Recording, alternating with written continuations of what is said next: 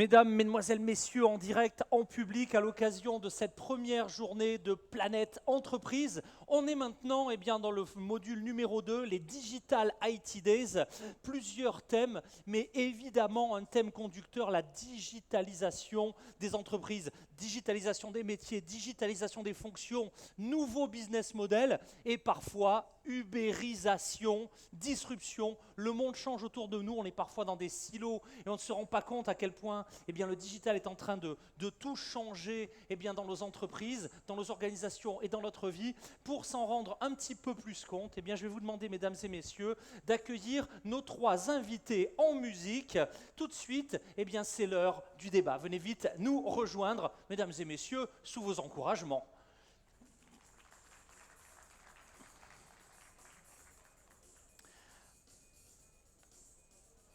Allez, prenez place. On est ravis en plus, quand on parle de disruption digitale, il n'y a pas assez de femmes dans la fonction du digital. On est ravis, Raoula Kanouni, de vous accueillir. Présentation tout de suite de nos 3 invités. On commence avec vous. Honneur aux dames. Raoula Kanouni, vous êtes chef de la division partenariat au sein de la CNSS. Présentation de la CNSS, notamment pour nos invités et nos téléspectateurs internationaux. Ils sont nombreux à suivre nos émissions. Tout d'abord, je suis très heureuse d'être parmi vous. Je représente un organisme public qui est la CNSS. Je pense que tout le monde le connaît, la Caisse nationale de la sécurité sociale. Alors tout le monde au Maroc, et évidemment pour les communautés francophones, je pense que c'était la peine de le préciser. Je précise, comme vous le savez, ou si vous ne le savez pas, que la sécurité sociale, donc, elle couvre tous les salariés du secteur privé. Elle offre une multitude de prestations dans le domaine du régime général, du régime de l'assurance maladie obligatoire également. Et aujourd'hui, on est là pour vous parler des services en ligne. L'ère d'aujourd'hui, c'est la digitalisation. On est quand même une entreprise publique, l'une des premières entreprises publiques qui traite depuis longtemps, depuis sa création, des masses et des masses de bases de données qui sont d'une population assez diversifiée.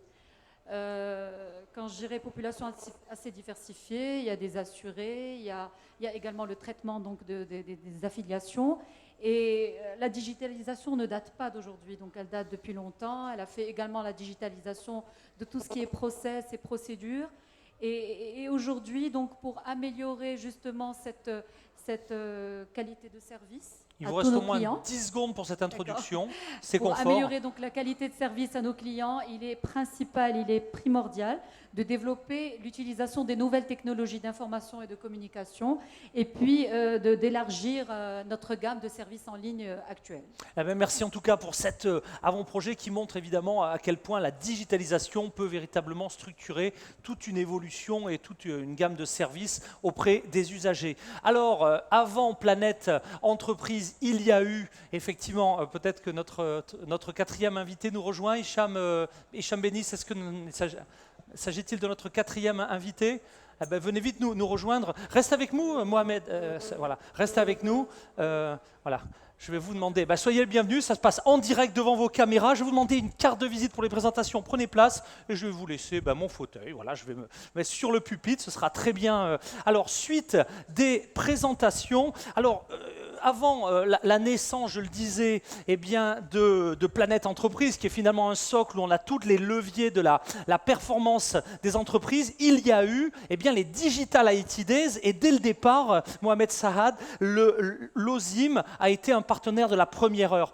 Partenaire, alors l'OSIM, rappelons-le, si nécessaire, c'est l'association des utilisateurs, des grands DSI, des grands acteurs de la digitalisation des entreprises, les acteurs des utilisateurs des systèmes d'information au Maroc. Je vous laisse vous présenter, nous présenter l'OSIM, évidemment nous expliquer à quel point cette disruption et ces changements dans le digital des entreprises impactent tout. Merci. Mohamed. Donc en principe, j'interviens avec 2 casquettes. La première, c'est que nous sommes partenaires du Digital IT Days et donc l'OSIM, qui est une association des DSI qui regroupe une 60aine d'entreprises, qui a 23 ans d'existence et très fier aujourd'hui d'avoir ce partenariat avec Digital IT Days afin de faire la promotion des technologies de l'information. On va le voir, vous parlez d'ubérisation, de digitalisation, du tout numérique. C'est des axes sur lesquels nous avons communiqué depuis, nous avons commencé à communiquer depuis 5-6 ans à travers les différents livres blancs, nos publications, nos recherches, nos articles, les assises de l'OSIM que nous organisons une fois tous les 2 ans. Magnifique événement, hein, incontournable Donc, pour les acteurs de la profession. 550 personnes et puis des intervenants qui viennent partout dans le monde. Cette année, donc, je fais une petite spot publicitaire. Octobre 2016, nous Notez accueillons déjà dans vos agendas, mesdames et messieurs. donc des gens qui vont venir de la Silicon Valley, des 4 continents, qui vont nous parler donc justement de cette disruption dont vous venez de parler. Nous passerons en revue peut-être lors de cette table ronde en fait les différents sujets que nous allons tacler. L'autre casquette, c'est que je suis DSI de la Bourse de Casablanca, une entreprise qui est aussi digitalisée de par le métier et de par les technologies de l'information et ce qu'il apporte au marché des capitaux. Tout est digitalisé, en fait les ordres sont digitalisés, la réponse aux clients à travers les bourses est aussi se fait en ligne et en numérique. Les appels de fonds se font aussi en numérique. Donc voilà, donc chaque jour nous brassons des milliards de dirhams et tout se passe par les câbles, tout passe par le digital. Merci d'être avec nous, merci pour votre témoignage et merci pour le soutien de l'OSIM. Alors il nous a rejoints en temps réel, soyez le bienvenu, on était très inquiets, on s'est dit on n'aura pas Youssef Bencheikhoun, mais non, vous êtes avec nous, soyez le bienvenu. Vous êtes directeur général d'Al Amana et vous êtes impliqué véritablement dans le financement du monde, si je puis dire, et de la digitalisation des entreprises en général. Présentation, Youssef. Je ne sais pas si je peux prétendre de dire qu'on est impliqué dans l'agitation du monde, mais enfin, nous avons aujourd'hui donc c'est une organisation qui dessert 350 000 clients et pratiquement 1 million d'assurés. Donc c'est une organisation, c'est une espèce de banque des pauvres. C'est la microfinance. La microfinance. Et qui nécessairement doit passer par cette phase de disruption technologique. Après une informatique classique, donc qui a consisté à installer des infrastructures, à informatiser ce qui pouvait l'être, et ça continue, hein, ce qui est bien informatisé, ce qui ne l'est pas. Notre définition de la digitalisation, de la stratégie de digitalisation, c'est qu'est-ce qui reste à digitaliser qui ne l'est pas, qu'est-ce qui l'est bien, qu'est-ce qui ne l'est pas assez, comment saisit-on les différentes évolutions technologiques, etc. Et surtout, comment peut-on faire vivre une expérience client différente à des clients qui petit à petit se mettent au smartphone, se mettent au téléphone, qui sont a priori pour beaucoup analphabètes. Donc, mais ils ne sont pas illettrés numériquement, bien qu'ils le soient. Il y a moins de fractures finalement digitales que de fractures orthographiques. Donc, effectivement, des leviers intéressants. Encore en quelques secondes, puis on va rentrer dans le débat. Tout est dit ? Bien sûr. Merci en tout cas d'être avec nous. Et puis, last but not least, disent les Anglais. Bonjour Olivier Dutré, vous êtes DSI, vous êtes directeur donc des systèmes d'information au sein donc, de l'entreprise Richebond. Alors vous allez être un peu notre grand témoin également. Hein. On a un exemple public et on a un exemple industriel privé. Présentation de l'entreprise en quelques mots également. Oui, alors, et son activité digitale, bien évidemment. J'ai comme Mohamed une double casquette, mais je vais commencer à l'inverse de Mohamed par présenter ma casquette DSI du groupe Richebond. Donc c'est un groupe que j'ai rejoint récemment, il y a 1 an et demi, après une expérience assez longue dans les services IT, dont une quinzaine d'années passées au Maroc. Voilà, donc, aujourd'hui, le groupe est un groupe industriel connu. Je ne ferai pas au public marocain l'injure de leur expliquer ce qu'est le groupe Richebond. Néanmoins, ce qu'il devient n'est pas quelque chose forcément de connu, puisqu'aujourd'hui, on intervient effectivement en tant qu'industriel, et donc la transformation digitale et la révolution industrielle à laquelle on fait face nous concerne au premier chef. Mais on est également un distributeur, un retailer, on a des problématiques de business assez complexes. Le fameux multicanal, voilà, l'ensemble des enjeux. L'omnicanal, ça nous concerne, le développement sur l'Afrique nous concerne également, et et la part de l'IT et de la transformation. En fait, je dirais même plus la révolution industrielle qu'on est en train de TRI, vivre. la troisième révolution Voilà. industrielle, on va peut-être en dire quelques mots. Voilà, sort même de l'entreprise, puisque là, je reprends ma deuxième casquette. Je suis un membre militant de l'OSIM. C'est comme ça que j'aime bien me définir. Prêcher la bonne parole également. Oui, enfin, c'est pour essayer de dire que l'entreprise, seule, face à ces nouveaux concepts, ces nouveaux outils, ces nouveaux mots, a besoin d'un écosystème pour fonctionner. Et au travers de l'association, c'est un peu l'objectif qu'on se donne, c'est de créer cet écosystème, faire en sorte que des acteurs du marché, comme les startups, comme les SS2I, comme nous, entreprises clientes de ces sociétés-là, créons l'écosystème. Et on parlait de Silicon Valley, Mohamed parlait de la Silicon Valley, mais aujourd'hui, le potentiel pour le Maroc, c'est de créer sa propre Silicon Valley, sa propre French Tech, enfin, pour reprendre les mots, en faire une Moroccan Tech, quelque chose comme de cet ordre-là, qui permettrait de créer un écosystème. Un écosystème et un réseau d'action très opérationnel. Voilà, parce que les outils sont une chose, mais les humains qui les animent, c'est autre chose. C'est ça qui est important. On sort d'un débat sur le RH et je pense qu'on Oui. on partagera cette vue. Alors, ok. Maintenant, j'ai une première question qui est toute simple. Il y a encore 2-3 ans, les choses, elles étaient presque simples et presque compréhensibles par les patrons. On avait dans son entreprise des RH, du commercial, on avait des fonctions achats et on avait quelque part une DSI ou le responsable des TIC. Ça, c'était l'organisation classique. Maintenant, c'est panique à bord, semble-t-il. En tout cas, la tendance, elle est mondiale. C'est qu'on ne parle plus du tout de l'éthique, les TIC, les technologies de l'information comme un département de l'entreprise, mais on regarde le monde et il se passe des choses bizarres. On voit des aveugles qui se mettent à revoir, des tétraplégiques qui se mettent à marcher. On voit des l'IoT, l'Intelligence of Things, des objets qui se mettent à communiquer entre eux. On voit de la robotique. On voit la blockchain, on va peut-être en parler, donc des technologies qui maintenant vont permettre de gré à gré, on nous parle de suppression des banques, des assureurs, des notaires, de tous les métiers de la confiance, y compris les États. Hein, on entend ça, alors on est peut-être dans le délire, messieurs les experts. Et donc, en gros, on est en train de nous expliquer que la digitalisation, et le tout illustré par des cas saignants d'entreprises qui avaient des business models de décennies, parfois de siècles, qui en 2 ans, 3 ans disparaissent de la carte. Hein, on parle d'un probable danger pour le monde des banques. Enfin, on commence à parler de choses qui sont... Alors, est-ce que c'est du marketing technologique? Est-ce qu'il y a une réalité tangible? La première de mes questions, mesdames et messieurs les experts, c'est est-ce qu'on a vraiment changé de playground, comme disaient les Anglais, de terrain de jeu? Est-ce que maintenant, c'est vraiment toute l'entreprise, la direction en tête, qui doit prendre en compte ce qui se passe dans le monde entier, dans notre quotidien, dans tous les secteurs et dans tous les métiers? Où est-ce qu'on en est? Est-ce qu'il y a eu un changement? Est-ce qu'il s'est passé quelque chose, là, ces 2-3 dernières années? Qui veut témoigner? Concernant la CNSS, comme je l'ai dit tout à l'heure, on ne peut pas parler de révolution. On peut parler de complément des services en ligne.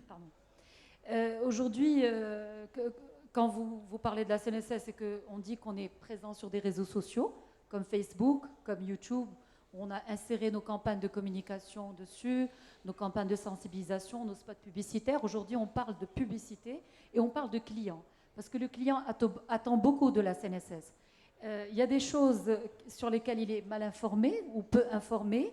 Il y a des choses sur lesquelles il doit être sensibilisé, non seulement sur ses droits, les droits qui sont les droits aux prestations de la sécurité sociale. Donc, nos services en ligne permettent ce genre de choses. Voilà, pour rester par rapport à ma question, vous êtes en train de nous dire, chez vous, on n'en est pas encore là, quoi. On n'est pas encore dans la révolution, on est encore dans le service d'éthique qui est en train de diffuser la culture. Oui, c'est ça. Mais on est en train de le faire sur le service en ligne. C'est-à-dire qu'aujourd'hui, l'assuré ne va pas automatiquement se déplacer à l'agence pour avoir une information. Fini la queue, fini tous les caricatures. Les affiliés vont déclarer via un portail d'Amancom. Dématérialisation. Donc déjà aujourd'hui, pour nous, c'est pas une encore la très grande révolution, mais on est dedans. On est vraiment dedans et je dirais le fruit est dans la pomme pour s'élargir. Donc ça, c'est, je dirais, mais c'est déjà très intéressant, une institution historique qui aurait pu, je dirais, en rester sur ses fondamentaux. Il y a déjà en cours quelque chose. Alors ça, c'est premier regard. D'autres regards, qui veut témoigner sur ce monde qui se digitalise? Youssef. Moi, je dirais qu'il y a deux phases. Une phase classique pour les anciens qui ont eu un recul d'une quinzaine d'années, une phase de système d'information classique, schéma directeur, On structure, un langage auquel étaient habitués, si vous voulez, les managers. Limite rassurant, quoi. Et voilà. Et là, on change de vocabulaire, on change d'espace-temps. Et c'est notre offre, notre raison d'être qui est en train sur laquelle il faut s'interroger. Bon, tout ça n'est pas encore arrivé complètement au Maroc. C'est très prégnant, mais si je prends en Europe. La microfinance, par exemple, il y a pratiquement 2-3 ans, les flux de crowdfunding direct sont passés à 10 milliards de dollars. Ah, mais très vite, c'est-à-dire 1/10 des flux de microcrédit dans le monde à peu près, en une dizaine d'années. Je ne sais pas si vous avez suivi dans l'actualité à New York les gens qui ont des panneaux solaires, qui transforment leur énergie en bitcoin et qui l'échangent entre eux. Donc ils partent en vacances, ils laissent tourner leurs panneaux solaires pour le vendre à leurs voisins. Enfin, des trucs phénoménaux dans les nouveaux modèles de financement, c'est fintech. Tout à fait. Vous qui êtes un petit peu précurseur, ne serait-ce que parce que vous êtes observateur, vous voyez cette révolution arriver ici même Écoutez, la question c'est qu'est-ce qu'on peut... Avant, on se disait, est-ce que cette innovation est possible? Est-ce que ce changement dans notre façon de travailler est-elle possible? Est-ce que la technologie le permet? Aujourd'hui, on se dit, qu'est-ce qu'on peut faire avec autant de technologie? C'est ça. La vraie question est comment on va pouvoir... Il y a tout ce que vous voulez. Il y a l'impossible, il n'y a pas d'impossible. Il n'y a plus d'impossible. Que ce soit chez le client, chez le fournisseur, chez nous, en matière de RH, etc. Qu'est-ce qu'on peut faire avec autant de simultanéité à la seconde? On est tous addicts aujourd'hui à nos portables. On est en silo finalement. Qu'est-ce qu'on peut faire de tout ça en termes de produits, par rapport aux fonctions classiques de l'entreprise, par rapport à la stratégie, qu'est-ce qu'on peut amener comme offre technologique? C'est des questions franchement pour lesquelles on n'a pas de réponse. Tout ce qu'on sait, c'est que, en tout cas, ce qu'on inscrit dans notre schéma directeur, c'est déjà schéma directeur, c'est un vocabulaire qui est un peu ancien, c'est que déjà, il faut aller à la chasse de ce qui n'est pas informatisé. Est-ce qu'il y a encore des process qui ne sont pas bien informatisés? Le bien, c'est quelque chose qu'il faut discuter. Déjà qu'il soit informatisé avant d'être bien, il y a deux étapes. Alors, une fois qu'on a tout informatisé, que tout est en boîte, tout est dans l'espace virtuel, qu'est-ce qu'on fait? Est-ce qu'on peut, en fonction des niveaux de compétences de chacun? Est-ce que le client qui a une compétence A, il faudrait qu'il continue à trouver son agence, son agent de crédit, le client, les jeunes aujourd'hui de la génération X, qui représentent quand même bientôt 40% de la population, qui accèdent à la microfinance parce qu'ils sont exclus des systèmes avec collatéral, quelle offre leur faire? Aujourd'hui, on fait la même offre. Bien sûr. Donc, c'est un peu toutes ces questions de fond. Ultra personnalisation, digitalisation, services en ligne. Voilà. Olivier, je vous ai tout à l'heure entendu parler d'omnicanal. Ça, c'est un exemple. On va être partout, tout le temps, sur tous les canaux. C'est un exemple. Et quand je parle de changement de terrain de jeu, vous, dans votre domaine à vous, c'est quelque chose de prégnant? Alors, il y a les deux facettes. En fait, quand on est dans l'entreprise, on est encore sur des schémas de réflexion qui sont effectivement datés, qui étaient encore confortables il y a 5-6 ans.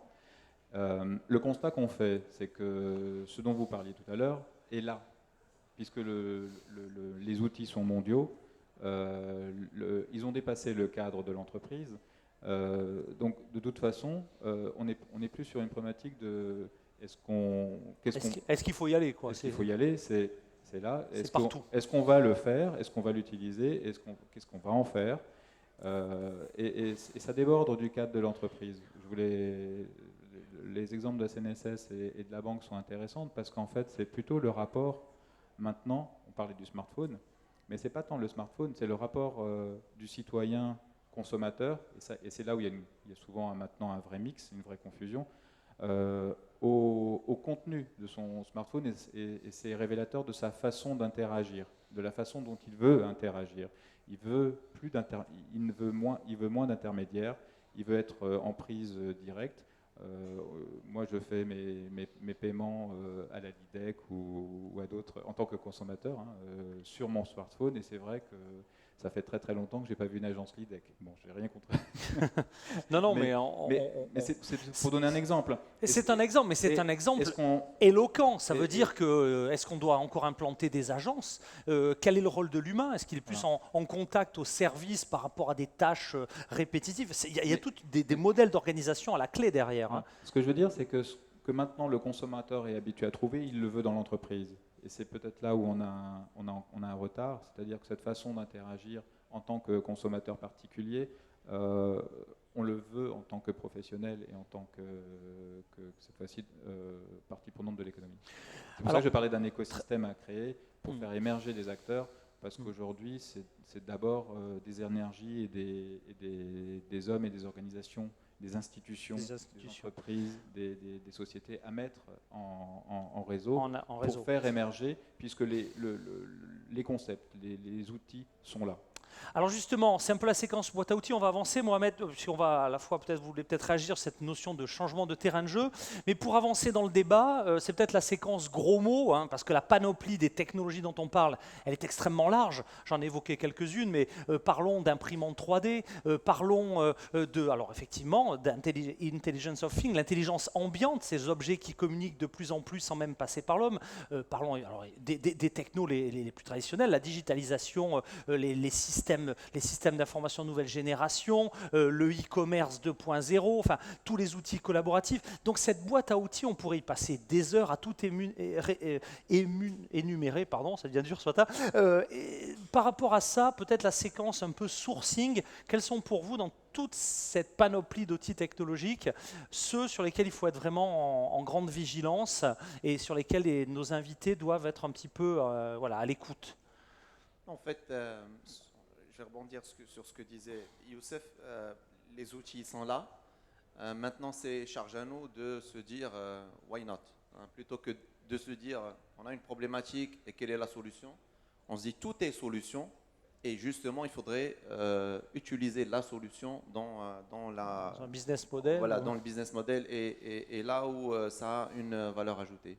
J'ai deux use cases qui sont très, très intéressants. D'abord, celui que je vis à la bourse de Casablanca. Et donc, quand on voit, par exemple, l'évolution des bourses, on est passé, par exemple, je prends le cas de Casablanca, on est passé de la bourse avenue Mohamed V, où les traders venaient pour trader autour d'une corbeille. On utilisait un peu un whiteboard et dans un premier temps avec de la craie et après avec des stylos pour un petit peu départager les acheteurs et les vendeurs. Nous sommes passés, évolution classique, à la cotation électronique où on avait en fait un trading floor au niveau de la bourse et puis les traders, ils venaient utiliser les terminaux de la bourse.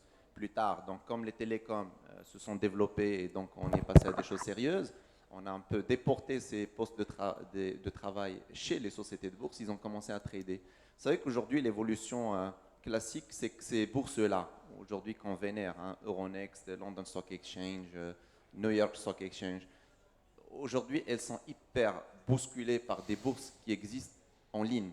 Des micro-bourses, des nano-bourses qui existent sur les câbles. Aujourd'hui, quand on parle de Chaix ou de BATS ou de Archipelago aux États-Unis, c'est des bourses qui existent sur les câbles. En fait, ils ont des data centers quelque part dans le monde. On ne sait même pas où. Ça n'a aucune importance quelque part, c'est sécurisé. Exactement. C'est des effectifs de 40-50 personnes, alors que la London Stock Exchange a fait 400-500 personnes. Elle a un building à la City qui fait plusieurs dizaines de millions de pounds.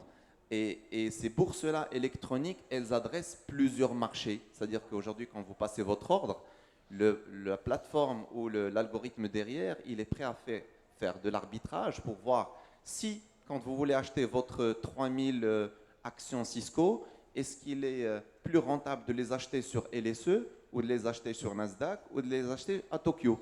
Et donc, c'est de l'arbitrage, c'est de chercher un coût moindre en termes de taxes et en termes de commissions. Et c'est ça, en fait, l'évolution normale des choses. Ça n'a rien à voir avec, on va dire, la maturité du marché parce que on invite une grande dame kenyane. Vous savez que le Kenya, en termes on va dire, De d'architecture fintech. économique, elle est relativement comparable à notre architecture. Ils sont sur le tourisme, ils ont la moitié du PIB marocain, ils sont aussi très dépendants de l'agriculture. Et vous savez que ces gens-là, cette dame-là, elle a développé une application à base de SMS qu'elle a mise au profit des paysans, des gens qui ont du bétail et donc qui veulent suivre, par exemple, l'évolution de leur... Qui était avant, si j'ai bien compris, complètement déconnecté des cours, qui n'avaient pas l'info et Exact. qui, du coup, en termes de création de valeur, Tout à étaient... fait. Tout à fait. Donc, iCow est une application qui est mise à la disposition des paysans qui peuvent inventorier, par exemple, leur bétail, envoyer tout ça sur le cloud, et puis les experts et les consultants derrière, ils vont suivre avec eux, améliorer avec eux toutes les campagnes de vaccination, toutes les épidémies, comment paraît ce genre de choses, comment améliorer aussi la production laitière. Donc, c'est des petites choses à base de petites applications, à base de SMS. Pourquoi ? Parce que ces paysans ne disposent pas de smartphones, ils disposent de petits téléphones basiques. peu coûteux. Voilà. Et donc, ce n'est pas la technologie qui fait l'évolution, c'est en fait l'évolution qu'on veut en faire, la valeur ajoutée, où est-ce qu'elle est. Et forcément, on a les outils qui permettent. Qui correspondent bien. Ouais, c'est un très bon Aux exemple. C'est un parfait exemple. Alors, cette révolution dans l'entreprise, quelqu'un a prononcé le mot tout à l'heure, a parlé de conduite du changement. Où en sont les entreprises marocaines en matière de conduite du changement et d'intégration du digital dans un pays où ça a été également évoqué, le taux d'équipement en smartphone en utilisation est très élevé. C'est paradoxal.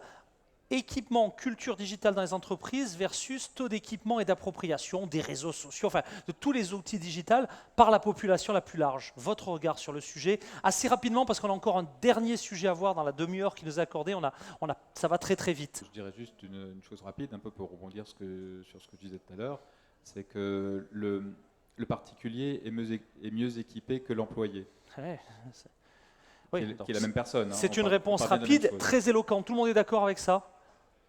Parce que ça, c'est aussi la porte ouverte à des nano-business qui peuvent devenir très gros. On l'a vu, hein, quand voilà, il y a eu on aurait pu parler du bring your own device aussi. Enfin, les entreprises avec les cadres qui veulent amener leurs propres terminaux, les entreprises qui leur disent non, non, tu utilises. Enfin, réaction par rapport à ça, par rapport à cet écart parfois culturel entre culture digitale de l'entreprise et évidemment appropriation digitale par le plus grand nombre. D'abord, on ne peut pas faire abstraction de la culture digitale ambiante. Il faut être présent sur les réseaux sociaux, il faut développer sa marque, il faut protéger sa réputation. Donc il y a une vraie stratégie d'image déjà. Ça, c'est quelque chose qui est Incontournable. complètement Vital. On n'a pas été formé pour ça. Deuxièmement, il y a aujourd'hui où est le pouvoir de changer les systèmes d'information, de les faire évoluer vite. Est-ce que c'est toujours aujourd'hui un président ou un directeur général qui s'avise de toucher aux legacies, des lignes de code qui ont une trentaine d'années, c'est une décision qui est lourde. Oui, ben c'est. C'est pas simple. C'est pas Alors, simple. on tient tous un discours, si vous voulez, de satellite, de projet satellite, mais le cœur du système aujourd'hui reste dans la majorité des l'application entreprises. métier développée en L'application Fortran il y a métier, 30 ans. on va quoi. chercher un vieux développeur COBOL qu'on habille. Qui ça, était à la c'est des- retraite. ça, c'est des réalités d'aujourd'hui. Hein. Ouais, mais Donc c'est par rapport à ça qu'il faut peut-être on se conduire- souvient, réfléchir au du changement bug de l'an et- 2000 où il a fallu réembaucher des développeurs Fortran COBOL parce que c'était le cœur métier. Donc ça, la Donc, il y a une réalité. notion de risque et de culture technologique des dirigeants qui n'est pas encore tout à fait au rendez-vous. Alors, elle n'est pas au rendez-vous, avec dans le même temps la possibilité pour des jeunes génies, des jeunes geeks, la possibilité de développer from scratch des nouveaux moteurs ultra agiles, ultra légers et qui peuvent changer la donne. L'exemple de la bourse est éloquent. Est-ce que d'autres exemples peuvent illustrer des exemples aussi de jeunes entrepreneurs marocains, de jeunes start-up qui ont un petit peu, qui changent la donne comme ça en quelques années? Est-ce que de beaux exemples vous viennent spontanément à l'esprit, des membres de l'OSIM peut-être, Olivier? Alors, je n'ai pas d'exemple en tête. On a une pépinière de start-up. Hein. On a eu récemment des échanges avec l'association Lastec qui les fédère. Ce que je crois, c'est qu'on a besoin encore de créer les conditions du dialogue et de la discussion et de la connaissance mutuelle. Voilà. Les grandes entreprises ne connaissent pas forcément les petites startups qui émergent. Parfois, certaines startups ont pignon sur rue à l'étranger et ne sont pas connues au Maroc. C'est assez cocasse parfois. Voilà. Et je voudrais rebondir là-dessus et faire un peu cette fois-ci, c'est moi qui vais faire un peu de pub pour l'OSIM. Il y a un programme, on a mis en place un programme intéressant qui s'appelle ITAM, qui est justement pour amener la PME. Et là, c'est souvent le dirigeant de la PME, c'est parce qu'il n'y a pas de DSI, il n'y a pas de DRH, il n'y a pas de structure middle management à l'intérieur. C'est d'amener la PME dans l'écosystème IT à bénéficier de ce qu'on peut maintenant lui proposer et qui n'est pas seulement du hardware, du software, mais un panel de services, une mise à niveau, en termes de culture et de compréhension et d'appréhension de ce que c'est maintenant l'environnement IT et digital. Mesdames et messieurs les experts, on arrive pratiquement au bout de notre émission, il reste moins de 5 minutes. J'ai une dernière question, c'est un exercice que j'aime bien proposer à mes invités. Je vais vous demander de fermer les yeux et d'imaginer que vous êtes devenus des consultants pour aider non pas les grands groupes, donc ça va pas être facile pour certains, mais les PME, ceux qui n'ont pas beaucoup d'argent, dans cette transformation digitale, cette transformation, cette migration numérique. Vous êtes devenu consultant, les PME se disent « Ok, vous me parlez de grands groupes, vous me parlez de géants, etc. Vous avez beaucoup d'argent, beaucoup de ressources, des staffs entiers. Moi, je suis une PME, j'ai un gars, deux gars, parfois je suis limite tout seul. Comment je fais, mesdames et messieurs les experts, pour aborder ma transition numérique? Qui veut commencer? Kaoula, c'est parti. Si vous voulez bien. J'ai parlé tout à l'heure du portail d'Amancom. Pour les PME aujourd'hui, ce portail est très intéressant. Il fait un gain de productivité énorme. Il permet à l'affilié de déclarer ses salariés et de leur faire bénéficier de leurs droits en traitant les déclarations de salaire à la source pour que la CNSS puisse les traiter. Pas de va-et-vient, pas de paperasse. Et puis également un taux d'anomalie qui va diminuer parce que les déclarations de salaire qui se faisaient sur des paperasses avec une virgule qui manquait, centime près, etc. Donc aujourd'hui, un taux d'anomalie qui diminue, taux d'affranchissement aussi qui va diminuer. Je convie et je propose aux affiliés de rentrer sur ce portail et de pouvoir déclarer leurs salariés. Donc c'est vraiment très efficace et surtout qu'aujourd'hui, on est en train de faire la refonte de ce portail pour qu'il soit plus accessible et qu'il ait des fonctionnalités nouvelles de télédéclaration, de télépaiement. Et donc, en parallèle, j'invite aussi les assurés à rentrer sur notre portail assuré, qui est sur le site cnss.ma. C'est un site qui est assez riche, qui est très exhaustif, avec des données qui sont mises à jour. Et sur ce portail, vous pouvez poser la question, regarder le nombre de jours déclarés de votre salaire, le dernier employeur, regarder également est-ce que vous avez droit à la pension ou non, faire des réclamations online. Donc vraiment, c'est un petit peu du marketing ou de la publicité que je fais pour la CNSS, mais c'est le mot à dire. Vous pouvez ne pas vous déplacer, vous pouvez faire des choses en ligne. Alors, votre conseil de consultante, si j'ai bien compris, c'est dématérialiser le plus possible vos procédures, que ce soit avec vos interlocuteurs classiques et en interne dans l'entreprise. Merci d'avoir participé à ce débat. Mesdames et messieurs, Kaoula Kanouni, chef de division partenariat, la CNSS. Allez, suite des conclusions. Je vois, Mohamed, vous avez pris le micro. Vous êtes consultant. Quel conseil opérationnel pour les PME qui veulent réussir leur transition digitale? Alors, sincèrement, moi, je répondrais par... vous savez, il y a une vingtaine d'années, pour ceux qui connaissent Hervé Sirex, il y a une vingtaine d'années, j'avais lu Pilote de troisième type et il avait développé le concept des Sogososha et du maillage qu'avait utilisé le Japon dans les années 60 et 70 pour que ces grands groupes, les Mitsui, Mitsubishi, etc., pouvaient en fait ramener dans leur bagage des petites entreprises comme ça pour qu'ils se développent dans l'international. Mitsubishi rayonnait dans le monde et il ramenait dans ses bagages de petites entreprises comme ça qui étaient innovantes et qui pouvaient aussi apporter au marché marocain et en Europe. Et c'est exactement l'idée sur laquelle nous avons bâti avec les membres de l'OSIM le programme ITAM. Je reviens au programme ITAM. ITAM, c'est Information Technology OSIM Maturity Model. Et il se décline en 3 grandes étapes. Là, nous sommes en train de développer un référentiel. Alors, plutôt que de parler de référentiel de maturité IT à la COBIT, à ISO 27001, donc des usines à gaz, nous sommes en train de développer un modèle de maturité, de maturité qui est, on va dire, qui répond aux besoins physiologiques selon Maslow à la digitalisation de la PME. C'est une première étape. D'accord, C'est le selon son Getty Time. stade de développement, de maturité, C'est en- de c'est en- ressources. C'est en 4-5 mois, nous sommes en train de monter un référentiel que nous allons présenter au niveau des assises de l'OSIM octobre 2016. Alors, par la suite, il y aura une deuxième partie qui est le Get Assessed. Cette deuxième partie, en fait, là, on est en train de chercher du jour homme de la part de cabinets de consulting. On ne demande pas de sponsors, on demande des jours hommes. Un cabinet pourrait nous donner 4-5 jours hommes. Ces 4-5 jours hommes vont nous permettre d'aller évaluer une PME. Donc nous sommes en train de créer avec l'ASTEC et avec Maroc PME et d'autres associations, comme ça en fait, un partenariat avec des cabinets de consulting.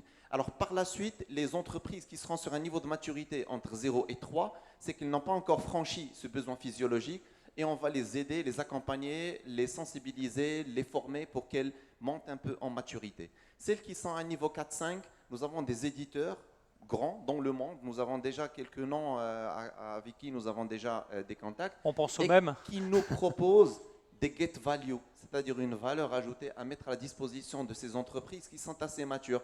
C'est de les faire profiter de leur cloud, des applications, des incentives, des motivations, des solutions, des licences, ce genre de choses. Je pense que petite touche humble de l'OSIM pour participer justement à réduire cette fracture numérique qui existe entre les PME et ces grandes entreprises.